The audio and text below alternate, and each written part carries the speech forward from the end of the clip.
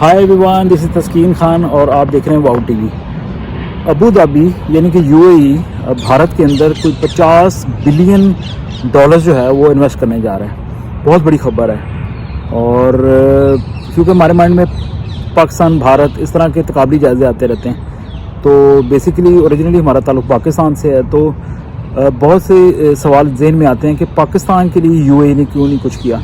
کیونکہ ایک تو آتا ہے کہ وہ پاکستان ہمیشہ دعویٰ کرتا ہے کہ یہ ہمارا مسلم برادر ملک ہے اور مسلم امہ کے رکن ہیں اور عربی ہم سے بڑا پیار کرتے ہیں، لیکن وہ آپ نے دیکھا کہ ریسنٹ منتھس میں یا ایئرز میں UAE نے یا سعودی عربیہ نے صرف IMF کے چکر میں پاکستان کی صرف گرنٹر کے طور پہ سامنے آئے، یا کبھی کبھار تھوڑا تیل دے دیتا سعودی عربیہ، یا پاکستان کے جیسے اکاؤنٹ میں پیسے رکھوا دیے پھر بعد میں واپس مانگ لیے۔ چائنا بھی کبھی یہ کر دیتا ہے، لیکن بھارت کے ساتھ آپ دیکھیں کہ UAE کے ایون سعودی عربیہ کے یا عرب ممالک کے بہت زبردست اچھے تعلقات ہیں، اور اب دنیا جو ہے وہ مذہب کی اینک پہن کے نہیں معاملات کو دیکھتی۔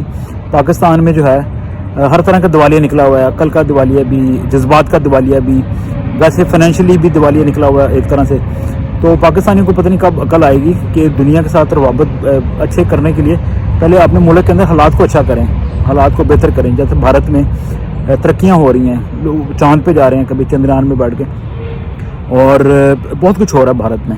اور وہ تو UAE کے ساتھ کہہ رہے ہیں کہ صرف تیل کی بات نہیں ہم کرنا چاہتے کہ تیل والا کاروبار کریں، ہم کچھ ایسا کام کرنا چاہتے ہیں کہ نان آئل بزنس جو ہیں وہ بھی اس کو بھی پروان چڑھائیں۔ اب UAE جو ہے وہ بھارت میں پیسہ لگائے گا، وہ خدا کے نام پہ تو نہیں لگائے گا، وہ ظاہر ہے ان کو بھی فائدہ ہے۔ پہلے تو بھارت ان کو کہہ رہا ہے کہ آپ سرمایہ کاری کریں، ہم آپ کا ٹیکس اس پہ نہیں لگائیں گے، ٹیکس فری، یعنی کہ وہ ایک طرح سے۔ پھر یہ کہ کل کو کوئی پیسے لگاتا ہے تو دونوں ممالک کا فائدہ، لگانے والے کا بھی کہ اس کو منافع ملے گا، پیسے سے پیسہ بنائے گا، اور بھارت جیسے ملکوں کو یہ فائدہ ہوگا کہ وہاں پہ روزگار بڑھے گا، نئی نئی انڈسٹریاں لگیں گی اور لوگوں کو نئی جابس ملیں گی۔ تو اس طرح آگے بڑھا جاتا ہے، یہ نہیں کہ بس جذباتی ہو کے تو اس کو کٹ دو تو اس کو مار دو۔ پاکستان میں تو سیاست سٹیبل نہیں ہے، الیکشن ہوں گے نہیں ہوں گے، اس طرح کی یعنی کہ انسٹیبلٹی ہے، اور سیاستدانوں کو اندر کیا ہوا ہے، اور چور چکوں کو جو سزا یافتہ لوگ ہیں ان کو ملک میں لے ہیں سر پہ بٹھا کے۔ تو ایسے ملک میں چاہے آپ کا برادر ملک ہو یا مامے کا پتر ہو، آپ کے ملک میں وہ کوئی سرمایہ کاری کیوں کرے گا، کیوں ڈبوئے گا پیسہ؟ لنگڑے گھوڑے پہ کون پیسہ لگاتا ہے، یا ڈوبتے ہوئے جہاز کے اوپر کون سوار ہونا چاہتا ہے؟ تو this is very unfortunate for Pakistan, لیکن پاکستانیز جو ہیں وہ خود اس کے ذمہ دار ہیں۔ تو خود سوچیں، بھارت کے UAE کے ساتھ بڑھتے ہوئے تعلقات یا عرب ممالک کے ساتھ ان کے جو گہرے مراسم ہیں اسے کچھ سیکھیں۔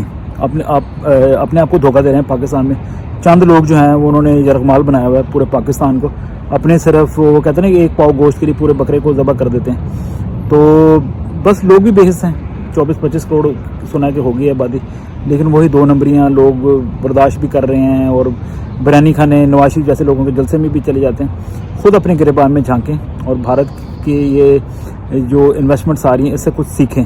اور نریندر مودی صاحب نے بہت زبردست کام کیا ہے، یہ اپنے ملک کا سوچا ہے، وہ ان چکروں میں نہیں پڑے ہوئے کہ جی مذہب کو آگے لے جاؤ تو پیچھے لے جاؤ۔ تو دنیا اس طرح نہیں چلتی، دنیا کو آپ مذہب کی اینک سے ہٹا کے دیکھیں گے تو پھر آپ کو کچھ سمجھ آنا شروع ہوگی۔ تھوڑا سا اتار کے تو دیکھیں یہ والی اینک، پھر آپ کو تھوڑا سا اجالا نظر آئے گا۔ تھینکس فار یور ٹائم، اور hope for the best, still praying for Pakistan always, and should be praying for Pakistan کہ حالات اچھے ہوں۔ اور اس چینل کو سبسکرائب کریں جو خدا کے فضل سے آپ کی انڈیپینڈنٹ وائس ہے، اور تمام نئے سبسکرائبرز کا بہت بہت شکریہ۔ God bless you.